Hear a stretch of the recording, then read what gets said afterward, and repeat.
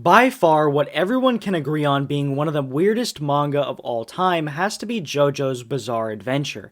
Whether it's for its out-of-the-world, silly power systems, or just the eccentric main characters, JoJo has touched the hearts of many anime and manga fans out there. With JoJo's Part 9 recently starting its run, I thought I'd start my own 9-part series on this channel, going through and reviewing each and every JoJo's part that I have read in order, starting with the Phantom Blood, which this video is going to be about. Every time I finish a JoJo's part, expect a new video within the week. Also follow me on Twitter if you're interested in what I'm reading at the time, because I give updates along the way over there. But with that out of the way, let's dive right into the beginning of the timeless classic that is JoJo's Bizarre Adventure. Now, my experience of JoJo started through the manga reading just the first couple of chapters of Part 1 on the Shonen Jump app, but I just really wasn't able to get into it. Then I tried watching the first couple episodes of the anime, which in turn I was able to get into, but it still didn't feel right. So one more time I tried reading the manga, and this time it finally clicked, and I was able to fully read through Part 1 of JoJo's Bizarre Adventure, The Phantom Blood. As the story goes, while the gold rush takes Europe by storm, a young Jonathan Joestar lives a life of luxury with his father at their estate in Liverpool, England. Jonathan, known by his peers as Jojo, spends his days playing the part of a gentleman and living a carefree life. However, those peaceful days soon come to an end when Dio Brando intrudes upon him. Dio is a young boy from London who is adopted into the Joestar family due to a debt Jonathan's father owed to Dio's father. While Jonathan is receptive towards having a new brother, Dio schemes against the Joestars in order to inherit their fortune. As Dio's schemes get out of hand, Jonathan is forced to confront him once and for all, and thus, the story of the Joestar bloodline begins. Now, I personally have a lot of different opinions on the story, and one is that I absolutely love the setting. It was one of those things that I kept thinking back on even after I finished it. I loved the real-life locations used in the manga to really give it that sense of realism in a story that can sometimes be very weird. Overall, the setting of Part 1 was something I quite enjoyed, and I think it added a lot to the story. Now, with the story taking place in the late 1800s, I think that also adds a lot to the story. I love the feeling of the classic old 1800s kind of vibe the story has. I think Araki nailed the time period in Part 1 beautifully, adding people like Jack the Ripper, really giving it that London vibe.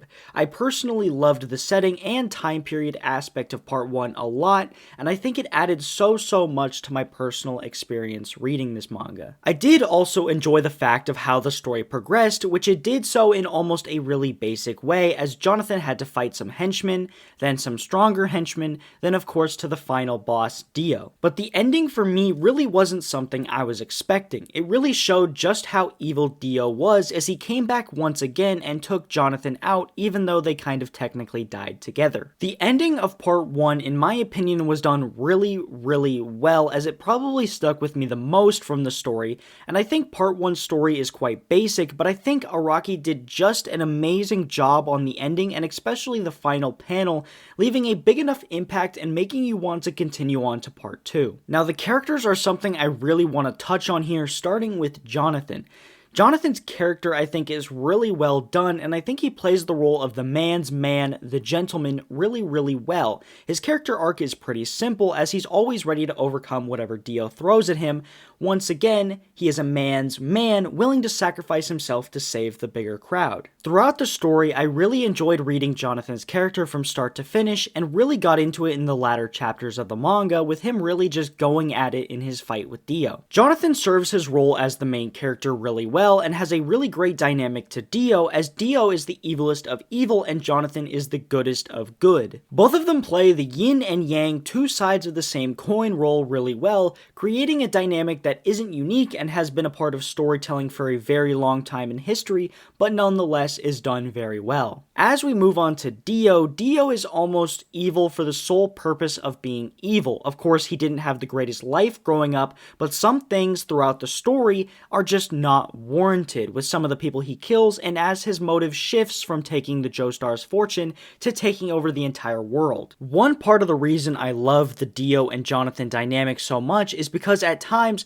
they really do show that they are the same coin, just on two different sides. One part that I love that Araki put in is when they are both in high school and they work together to win the rugby game, and that little short part of the story I feel like is a great example of how close they are as characters, but really just different extremes on both sides. It also shows that Jonathan really is a good guy because even though he somewhat knows Dio is the one who killed his dog, and he knows Dio is the one who took his girl when he was a kid, he's still willing to work together with Dio for a common goal. Dio throughout the story is just pure evil. Evil in its most natural form, all the way to the very end. He never learns from his actions and always tries to win during extreme circumstances. As I talked about earlier, even after he's been defeated, he still tries to get the last laugh. He really is just an evil guy, and for that reason, I think it makes him a great antagonist. It really elevates him in my eyes, as he doesn't need a big backstory, he doesn't need some random motives, he can just be evil for the sake of being evil. Now, I personally think that makes him unique, because I haven't really seen a character who's just evil for the hell of it, really ever from what I can remember. Now, there is two more characters I want to talk about in this video, and that of course is Zeppeli and Speedwagon. First, I'm going to touch on Zeppeli, and I really did like his character as he filled the role of the mentor/sensei really well, adding once more to the very basic but still very well done story that is JoJo's Part 1. Zeppeli as a character teaches Jonathan how to use Hamon, and of course I already know that Hamon isn't going to be the main fighting system in JoJo's after Part 2, but I must say it's pretty entertaining. I honestly like Hamon, and I think it's just cool enough and makes sense enough on how it's used against vampires and pillarmen, but all in all, I think Hamon and Zeppeli play an interesting part in JoJo's, as I think he fits the story very well. Now for Speedwagon, his main role in Part 1 to me almost feels like a cheerleader for Jonathan, if I'm being honest, but he is funny and adds a comedic sense to the story, so I think it fits and adds some unique character to the story. Now the art at times for me can look somewhat jumbled up, and looking at it can somewhat hurt my eyes, as it's hard to read sometimes when the words kind of blend in with the art. But that would be the only knock on the art I could give, as I think the art for JoJo's is done really well, and at least for Part 1 and Part 2 so far, the artwork has that classic manga art style, and I really honestly like it.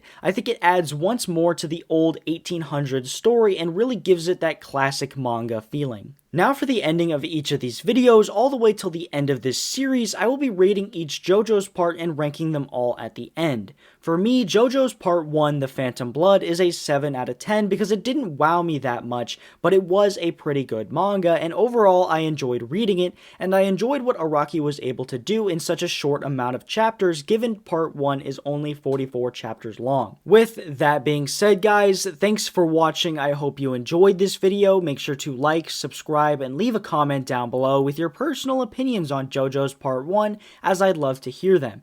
Make sure to hit that notification bell to never miss another upload, as well as check out some of my other socials linked down in the description below. Be sure to check out one of the videos popping up on screen right about now, but with that said, as always, thanks for watching. Peace.